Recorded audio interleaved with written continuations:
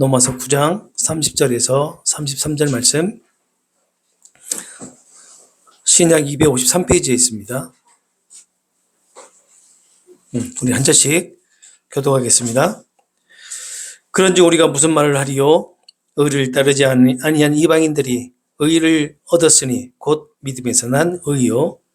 그의 법을 물러나가는 이스라엘은 율법에 의지하지 못하였으니 어찌 그러하냐? 이는 그들이 믿음을 의지하지 않고 행위를 의지함이라 부딪힐 돌에 부딪혔느니라. 기록된 바 보라, 내가 걸림돌과 거치는 바위를 시온에 두노니 그를 믿는 자는 부끄러움을 당하지 아니하리라 함과 같으니라. 아멘. 우리 서로 인사 나누도록 하겠습니다. 주님의 이름으로 사랑하고 축복합니다. 주님의 이름으로 사랑하고 축복합니다. 오늘 이렇게 새로 방문하신 분들도 있고 우리 수옥자매님도 오셨고 너무나 감사하고 이렇게 함께 예배를 드릴 수 있어서 너무나 기쁘고 또 주님으로 축복합니다. 이 좁은 공간에 오셔가지고 예배 드리는 불편하시더라도 좀만 참으시기 바랍니다. 수옥자매님 예배에 참석하신 지 오래되셨죠? 얼굴 뵈니까 너무 좋아요. 근데 하나도 안 변했어.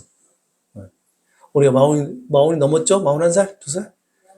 42살인데도 얼굴이 하나도 안 변했어. 10년 전이나 지금이랑 똑같은 것 같아.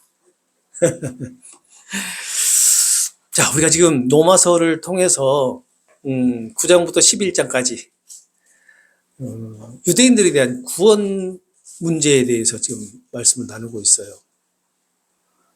9장 1절부터 29절까지 우리가 쭉 내용을 살펴봤는데 이 유대인들이 구원을 받지 못하는, 구원의 과정에 참여할 수 없는 그런 상황이 1절부터 9절까지, 29절까지 쭉 나옵니다. 그러면서 유대인들에게 바울은 유대인들이 이 구원 과정에 참여하지 못하는 그런 것들을 이렇게 권면을 하고, 또 한 가지 뭐냐면 하나님의 주권, 하나님의 선택에 대한 것을 권면을 한단 말이에요. 예수님은 유대인들이 이 구원 과정에 참여하지 못하는 그 현실을 무엇이라고 딱 집어서 얘기하냐면 유대인들이 가지고 있는 혈통과 민족적인 그 배경이라고 하는 그것을 가지고 있는 잘못된 구원관을 지적을 해요. 왜냐하면 유대인들이 내가 아브라함의 자손이고 또 다윗의 자손이기 때문에 구원을 받을 것이다라는 그런 잘못된 구원관을 가지고 있었단 말이에요. 그래서 이런 혈통과 민족적인 그런 배경들, 그리고 인간의 공로나 그리고 자격과 이것들을 주장을 했단 말이에요, 유대인들이. 그래서 그러한 것들은 구원 과정에 참여할 수 없고 구원을 받을 수 없다라는 그런 내용들로 쭉 1절에서부터 29절까지 전개를 합니다.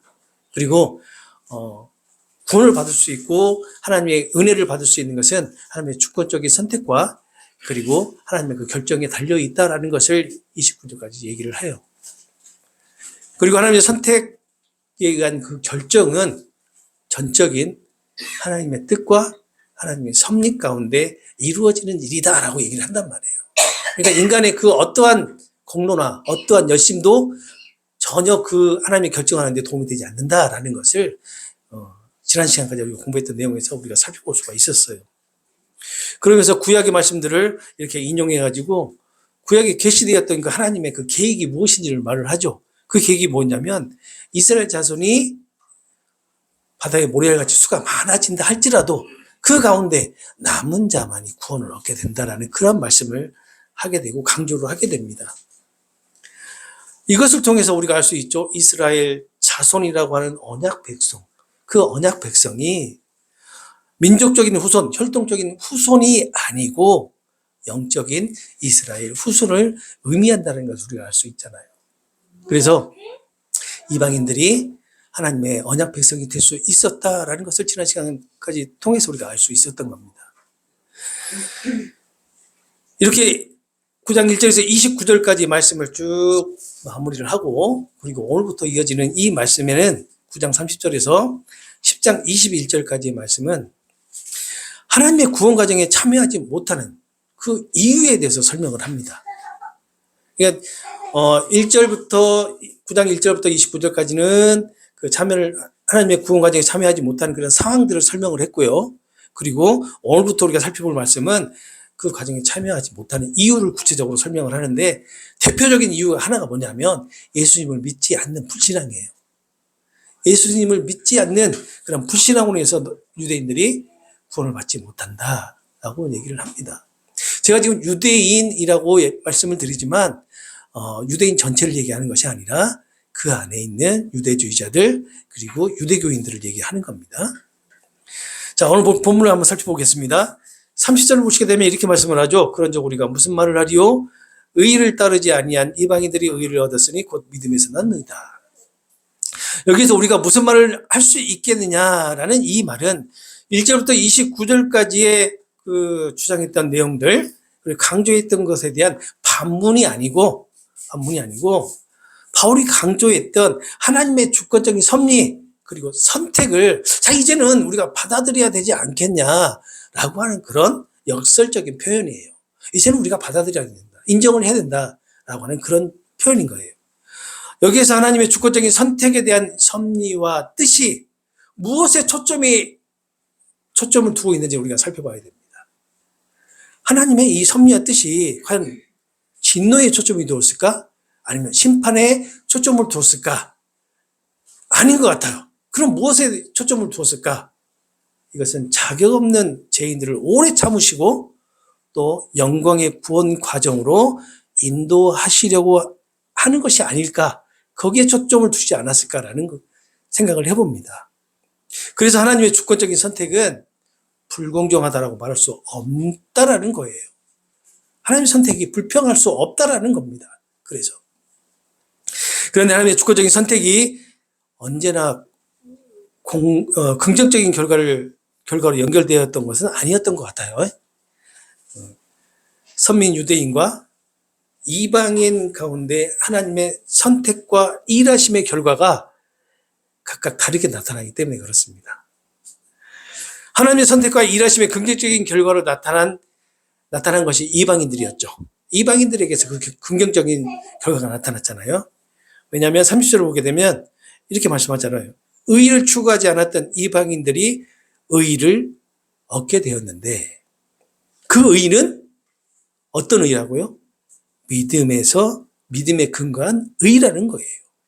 이렇게 설명을 하고 있어요. 즉, 그래서 아까 말씀드렸던 하나님의 그 일하심과 선택의 긍정적인 결과가 바로 이방인들에게서 나타난 믿음의 의라는 겁니다.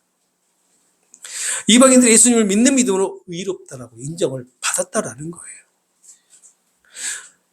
하나님의 의를 추구하지 않았던 이방인들이었죠. 이방인들은 하나님의 의를 추구하지 않았어요. 그리고 하나님들을 인정하지도 않았고요. 하나님을 거절한 채로 심판을 받을 진노의 그릇이 누구였어요? 이방인들이었단 말이에요. 그런데 그 이방인들이 의를 얻게 되었다라는 것은 그 진노의 그릇에서 새 언약의 은혜를 누리게 된 그리고 풍성한 하나님의 영광을 받기로 예비된 긍휼의 그릇이 되는 하나님의 주권, 하나님의 선택의 긍정적인 결과로 좀 나타나게 되었다는 것을 말하고 있는 겁니다. 그 결과가 오늘 우리가 앉아있는 이 자리에서도 나타나고 있잖아요. 어떻게 해요? 우리에게서요. 하나님의 긍정적인 선택, 하나님의 긍정적인 그 주권이 오늘 우리가 이렇게 예배를 드릴 수 있는 이 자리에 나올 수 있게 하셨기 때문이에요. 제가 우리가 예배에 나올 수 있는 것이 기적과 같은 것이다라고 자주 말씀을 드리는데 근본적으로 오늘 또 마무리 부분에 다시 말씀드리겠지만 근본적으로 우리는 하나님을 예배할 수 있는 자들이 아닙니다. 왜냐하면 나를 중심으로 선악과를 따먹은 이후에 모든 인간은요 나를 중심으로 나를 신의 자리에 올려놓고 나를 경배하며 나를 숭배하며 살아가는 존재들이에요. 모든 인류가 다 그렇습니다. 그런데 그 인류 가운데 일부를 선택하셔가지고 하나님을 예배하는 자로 세워놓으셨단 말이에요. 그것이 하나님의 선택받은 자들이 그런 자들이 이렇게 하나님을 예배하는 자리에 오게 되는 거예요. 그래서 이게 기적이다라는 겁니다. 왜요? 우리가 선택받을 수 있는 자격이 없는 자들이잖아요. 그런데 선택받아서 이 자리에 와 있잖아요. 얼마나 기적 같은 일입니까? 우리 성경에 여러 가지 기적들이 등장을 하지만 그 나와 있는 기적과 이적은요, 예수님께서 보여주시는 하나님 나라의 표본이에요. 하나님 나라를 이렇다라는 것을 보여주기 위한 기적이지, 실질적으로 우리 그리스도인들에게서 나타나는 그 기적은 뭐냐면요, 바로 이거예요. 내가 하나님을 예배할 수 있는 게 기적이고요, 내가 하나님을, 예수님을 구주로 고백하는 것이 바로 기적인 거예요. 그거 외에 없습니다. 물론 우리의 삶 가운데 하나님께서 하나님을 나타내시고 예수님의 영광을 나타내시기 위해서 우리 삶 가운데 보여주는 기적도 있을 거예요. 반드시 있습니다. 있지만 근본적인 기적의 의미는 바로 이런 거라는 거예요. 이것을 정말로 잊어서는 안 됩니다. 이 기적을 자꾸 이거 왜 다른 기적들을 따라가잖아요? 그럼 어떻게 돼요? 기복신앙이 돼요. 나에게서 기적이 나타나면 할렐루야 아멘 했다가도 그런 것이 사라지면 어떻게 돼요? 하나님 도대체 왜 이러세요 나한테? 왜 나한테 이런 시련을 주세요? 이렇게 나온단 말이에요. 그러나 이러한 기적들이 내가 하나님을 예비하고 하나님을 찬양하고 예수님을 구주로 고백할 수 있다는 그 기적의 전부다라고 생각하신다면 그 어떤 시련과 그 고통이 오더라도 이렇게 기복적인 시련에 빠지지 않아요. 내가 흔들리지 않는다라는 겁니다. 그래서 좌우로 치우치지 않게 되는 거예요. 오직 그 길만 바라보면서 가는 거죠. 바울은 하나님의 선택에 대한 긍정적인 결과인 이 이방인들이 의를 얻는 것에 대한 근거가 예수님을 믿는 믿음에 있다라고 설명을 합니다. 이처럼 30절에 하나님의 그 주권과 선택에 대한 긍정적인 결과를 짧게 이렇게 설명한 후에 31절부터 33절까지는 그 반대죠. 이제 이방인과 대조가 되는 유대인들의 부정적인 상황을 이렇게 설명을 하는데, 이 부정적인 상황이 어때요? 하나님의 구원 과정에 참여하지 못하게 되는 이유가 된다라고 얘기를 하는 거예요. 31절을 보시게 되면 의의 법을 따라간 이스라엘은 율법에 이르지 못하였다라고 하는데, 이 31절을 개혁개정에 보게 되면 전치사 번역을 빼먹었어요. 전치사 번역을 하지 않아서 그냥 의의 법을 따라간 이렇게 번역이 되어 있는데, 사실은 거기에 전치사가 있어서 그러나 하지만이라고 번역이 돼야 돼요. 그래야지만이 30절하고 좀 연결이 쉽습니다. 자, 30절 보게 되면 그렇죠. 의를 얻었으니 곧 믿음에서 난 의요. 그러나 하지만 율법을 따르는 이스라엘은 하나님께 의롭다는 인정을 받지 못하였다라고 이렇게 번역이 돼야 되니 좀 수월하게 좀 쉽게 되는 거예요. 자, 하지만 율법을 따르는 이스라엘은 하나님께 의롭다는 인정을 받지 못하였다고 합니다. 여기서 의의 법은 뭐냐면 율법을 얘기하는 거예요. 이것은 유대인들이 율법을 소유하는 하나님의 특별한 백성임에도 불구하고 온전히 어떻게 율법을 다 지키지 못하였다, 지키고 행하지 못했다라는 것을 의미하고 있어요. 그래서 자신들의 기대와는 달리 유대인들은 율법의 저주와 정죄 아래 있는 상황에 이르렀다라는 겁니다. 이것이 바로 구원 과정에 포함되지 않는 이유라고 얘기를 하고 있는 거예요. 바울의 이러한 표현은요, 유대인들에게 상당히 충격적이었을 거라고 생각해요. 왜 그랬을까요? 유대인들은 자칭 선민이잖아요. 물론 하나님께서 인정한 선민이었죠. 그런데 이 선민들은 어떻게 무조건 구원을 받을 거라고 생각했잖아요. 그런데 바울은 너희들은 율법의 저주와 정죄 아래 있다라고 얘기해버리니까 얼마나 충격적이겠어요. 나는 이미 구원받았어 라고 생각했는 유대인들이 하나님께 받은 그 특권을 가지고 있음에도 불구하고 부정적인 그런 상황이 지금 결과가 나오게 되잖아요. 구원을 받지 못하는 결과가 만들어졌기 때문에 이 유대인들은 아마 이 바울의 말에 충격을 받았을 거라고 생각을 합니다. 다시 한 번 말씀드리지만 바로 이러한 것 때문에 1세기 때 바울과 유대인들의 충돌이 심했던 거예요. 바울이 주장하는 것과 유대인들이 주장하는 것이 너무 상반되기 때문에. 도대체 무엇이 문제일까? 유대인들이 이렇게 여기서 부정적인 결과가 나오는 이유가 무엇일까? 하나님의 선택이 잘못된 것일까요?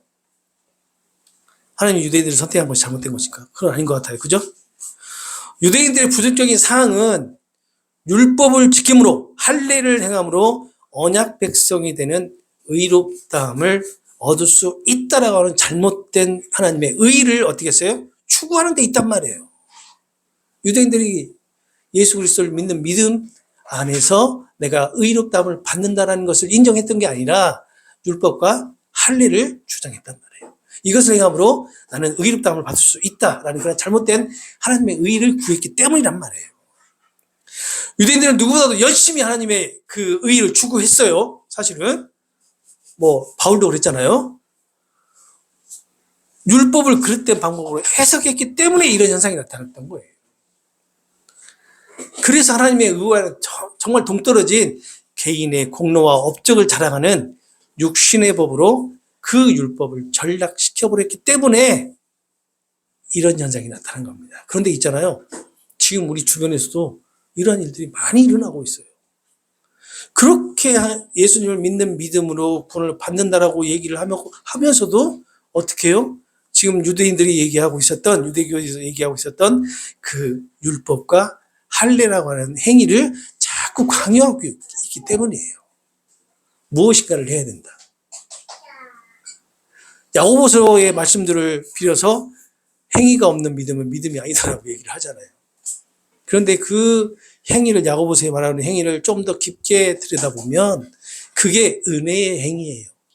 은혜를 받은 자들에게서 나타나는 행위, 결과로 나오는 행위. 그럼에도 불구하고 그것을 뭘로 이용해요? 반드시 무엇인가를 행해야지만이 구원을 받을 수 있다 라고 하는 그런 쪽으로 이렇게 곡해가지고 설명을 해주잖아요.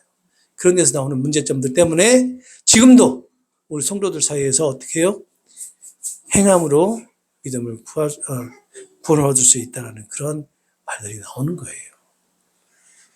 오늘 본문은 우리의 그러한 잘못된 생각들을 꼭 집어가지고 잡아주는 그런 내용이기도 합니다. 개인의 의의를 자랑하는 육신의 법, 그 법으로는 하나님의 의의를 성취할 수 없어요. 그래서 육체의 그 법을 쫓지 않고 영의 법을 쫓아서 행했던 자들, 이방인들이죠. 이방인들 속에서 하나님의 의의가 성취되었다라는 겁니다. 그래서 32절을 보시게 되면 유대인들은 믿음으로 의롭다 되려고 한 것이 아니라 행위로 의롭다 되려고 애썼는데, 이처럼 그들은 행위로 의롭다 되는 것을 추구하다가 예수님이라고 하는 그런 걸림돌에 걸려서 수로 넘어진 것이다 라고 32절에 얘기를 해요. 유대인들은 그 율법을 온전히 지킬 수 없다는 것과 또 제사함이라고 하는 구원을 위해서는 오직 예수님을 믿음으로 하나님께 돌아가야 한다는 것을 인정하지 않았다는 겁니다. 유대인들이. 오히려 적지 않은 유대인들은요, 자신의 그 노력으로 그 법을 온전히 지킬 수 있다라고 여기고 이 길만이 유일한 구원의 길이다라고 여기면서 그 법을 지키려고 했다라는 거예요. 결과적으로는요, 유대인들은 32절에 그 부딪히는 돌에 부딪혔어요. 다시 말하면 걸림돌인 예수님은 그 유대인들의 기대를 충족시키지 않으셨다는 겁니다. 그래서 유대인들은요, 예수님께 믿음으로 반응하지 않았고 오히려 예수님을 배척했다라는 것을 우리가 알 수 있어요. 하나님은 아마 이러한 일들을, 이러한 상황과 현실들을 미리서 예견하셨던 것 같아요. 그 예견하셨던 것을 보여주고 있는 말씀이 33절이에요. 그 33절을 보시게 되면 이렇게 되어 있죠. 기록된 바, 보라 내가 걸림돌과 거치는 바위를 시온에 두리니 그를 믿는 자는 부끄러움을 당하지 않으리라.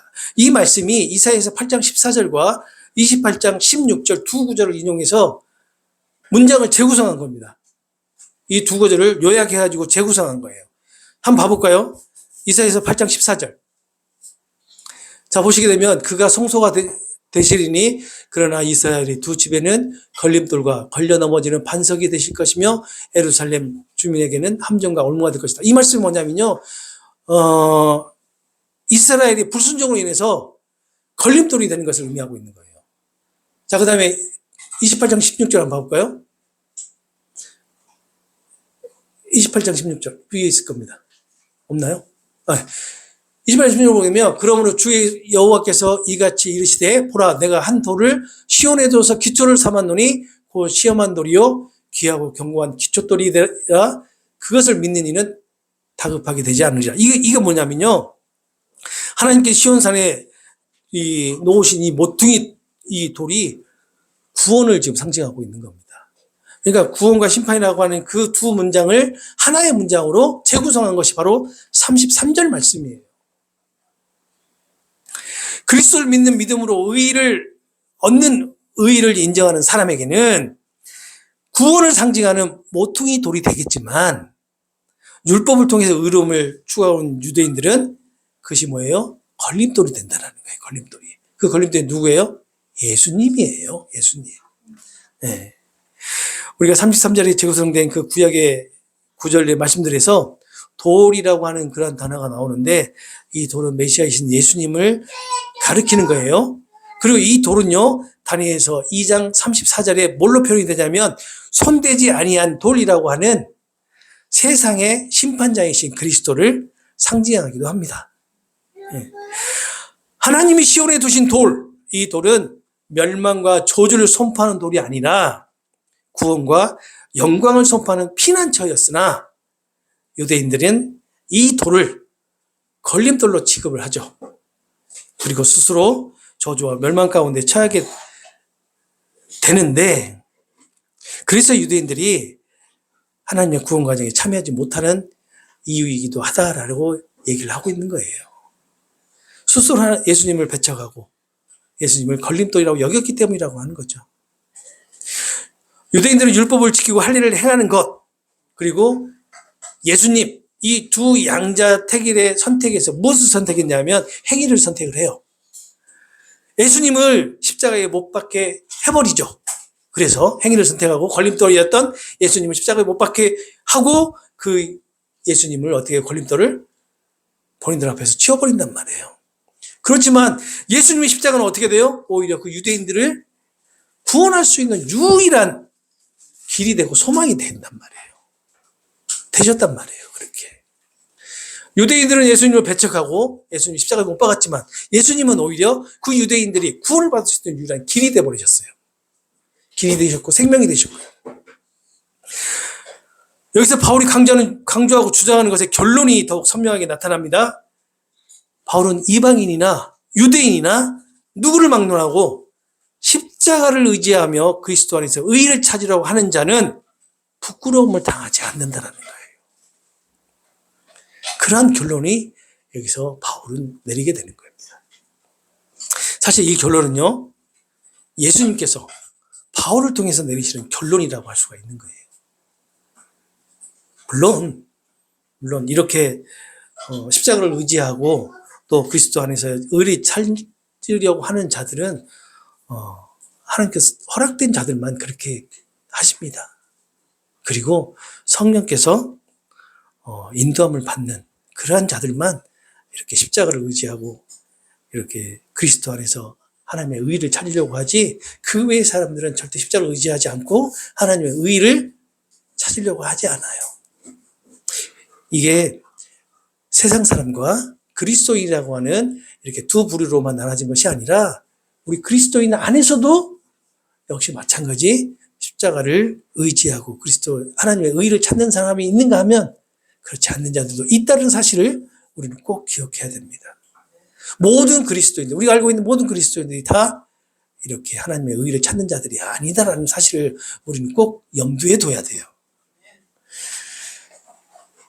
믿음 안에서 복음에 순종하는 자는 피난처이신 시온의 그 반석 안에서 구원을 얻게 될 것인데, 이것을 오늘 본문에서 뭐라고 하냐면 믿음에서 난 의라고 말씀을 하고 있는 거예요. 오늘 우리가 살펴본 본문에서는요, 29절까지 유대인들의 그 구원에 참여하지 못하고 있는 사항들을 설명한 후에 유대인들과 이방인들을 서로 비교하면서 유대인들이 구원을 받지 못하는 이유를 설명을 합니다. 이방인들은 하나님의 의를 추구하지 않았던 존재였으나 그들이 하나님의 의를 얻게 되는데 그 의는 믿음에서 난 의라고 말씀을 하고 있고요. 또 이방인들에게 예수님을 믿는 믿음이 선물로 주어지게 되었고 그 믿음으로 말미암아 구원에 이르게 되었다라고 오늘 본문은 말씀하고 있어요. 상대적으로 유대인들은 하나님의 특별한 선택을 받았지만 그들이 예수님을 믿음으로 구원에 이른다라는 것을 믿지 않았고 또 그들에게 주어진 율법을 지키고 할례를 행함으로 구원에 이를 수 있다고 여겼지만 결과적으로는요. 유대인들이 하나님의 의를 얻지 못하게 된 이유가 돼버린 것이죠. 그것이. 사실 바울이 3차 전도 여행을 했을 당시에 유대인 그리스도인들이 많이 이제 줄어들게 됩니다. 이제 노마에서 보게 되면 그 시대에 노마가 유대인들을 좀 추방하는 그런 사항도 있었지만 그만큼 유대인 그리스도인들보다 이방인 그리스도인들이 상대적으로 더 많이 늘어났던 시기이기도 해요. 그만큼 이방인들에게 복음이 증거가 되고 그 복음의 역사가 계속 나타나고 있었다라는 사실을 알 수가 있는 겁니다. 율법과 할례를 주장했던 유대인들에게 예수님은 걸림돌이 되었을 것입니다. 그래서 그 걸림돌을 십자가에 못 박아 그들 앞에서 걸림돌이 되지 않도록 했을 거예요. 왜 걸림돌이 되었을까? 유대인들에게. 유대인들은 할례와 그리고 율법을 지키는 것만이 구원에 이를 수 있는 것이라고 주장했지만 예수님께서 나타나셔가지고 뭐라고 얘기했어요? 나를 믿어야지만 구원을 이룰 수 있다라고 얘기하니까 그들은 그 예수님이 믿어지면서도 걸림돌이 되었을 거예요. 그래서 예수님은 십자가에 달려 죽게 하신 거죠. 사실 근데요, 우리도 마찬가지 아닌가요? 지금도? 우리가 예수님을 믿음으로 하나님의 의를 선물을 받았다고 하는 그런 확신을 가지고 있음에도 불구하고 어때요? 우리 삶 가운데 예수님이 걸림돌이 되는 경우가 있어요, 없어요? 솔직히 있잖아요. 없다고 말하는 사람 그 이상한 사람이에요. 솔직히 있잖아요. 우리 솔직히 그러잖아요. 예수님 잠깐만요. 눈 좀 감아주세요. 잠깐만 고개 좀 돌려주세요. 목사님 그러시죠? 네. 아멘. 아니 그러잖아요. 저도 솔직히 그래요. 가끔가다가 예수님 잠깐만 고개 귀 좀 막아주세요. 나 한마디만 하려고요. 이게 사실 걸림돌이라고 말하기는 좀 그렇지만 사실 우리가 좀 그런 게 좀 있잖아요. 아마 이런 것일 거예요. 물론 이런 것이 구원과는 상관없어요. 구원과는 상관이 없는데 제가 말씀드리고 하는 게 뭐냐면 그런 걸 통해서 우리가 얼마나 악한 존재인지를 깨닫게 해주기 위해서 그런 겁니다. 우리가 예수님을 믿음으로 하나님의 의를 받았다라는 그런 확신을 가지고 있는데도 우리가 얼마나 악하면 예수님 잠깐만 눈 감아주세요. 그리고 되돌아서 욕하고 거짓말하고 진짜 우리가 말하는 하얀 거짓말, 선의의 거짓말, 그런 거 하면서 그러한 상황과 그런 것을 피하려고 하잖아요. 이러한 것들이요, 우리가 그만큼 정말 악한 존재다라는 것을 이게 반증하고 있는 거예요. 우리는 예수님 믿고 구원을 받았기 때문에 우리는 정말 의롭고 착한 사람이고 선한 사람이다라고 생각하는데 반대로 정말로 악한 사람이 우리다라는 것을 그대로 얘기해주고 있는 겁니다. 유대인들이 그랬다니까요. 유대인들 얼마 본인 스스로는 선한 자로 생각했겠어요. 왜요? 선민이었죠? 율법을 다 지켰죠? 그러니 얼마나 선하다고 생각했겠어요. 그런데 이 선하다고 생각했던 유대인들이 어떻게 행했어요? 정말 최악의 악한 자들이었어요. 어떻게 보면 우리의 본질을 그대로 깨닫게 해주는 겁니다. 우리의 본질을. 하나님의 의를 추구하는 존재가 아니다라는 것을 우리 깨닫게 해주는 거예요. 우리 본질이 그렇다는 겁니다. 그런데 이런 우리를 예수님의 피값으로 사셨다라는 게 얼마나 큰 은혜냐고요. 이게 기적 아니면 뭐겠어요? 이거 왜 무슨 기적이 있겠냐고요. 내가 이미 기적의 대상이 돼버렸는데. 이런 우리가 하나님의 의를 얻게 된 것이 예수님을 믿는 믿음이라는 것이 선물로 우리에게 주어졌기에 이것이 가능한 겁니다. 이렇게 우리에게 매일매일의 삶이 주어집니다. 그리고 한 주간의 삶이 우리에게 허락되었어요. 우리가 예수님을 믿는 믿음 안에서 살아간다는 그 자체가 얼마나 큰 기쁨이고 감사함인지를 여러분들 꼭 깨달으시기 바랍니다. 우리는 아까도 얘기했지만 우리는 의의를 추구할 수 있는 존재가 아니에요. 예수님 믿을 수 있는 존재가 아닙니다. 그런 우리에게 일방적으로 예수님이 찾아오셔서 우리에게 믿음이라는 걸 선물로 주셨어요. 그래서 우리가 살아가고 있단 말이에요. 어떤 삶을요? 그리스도인의 삶을. 믿음의 삶을. 믿음의 공동체에서 함께 예배드리고 함께 하나님을 찬양하고 예배하는 그런 자의 삶을 살아가고 있잖아요. 얼마나 감사한 일인가요? 분명히 이번 한 주간에도 우리에게 새로운 일들로 인해서 여러 가지 사건과 상황 속에서 우리가 예수님을 만나는 시간이 반드시 있을 겁니다. 그때 예수님 눈 좀 감아주세요 하지 마시고 예수님 이런 나를 봐주세요. 이런 저의 모습을 그대로 봐주세요. 그리고 예수님의 은혜가 얼마나 충만한지를 깨닫게 해주세요. 라고 고백하시기 바랍니다. 허락될 한 주간 삶도 이렇게 예수님을 믿는 믿음 안에서 하나님의 의로 충만한 한 주간이 되시기를 소망합니다. 우리 함께 찬양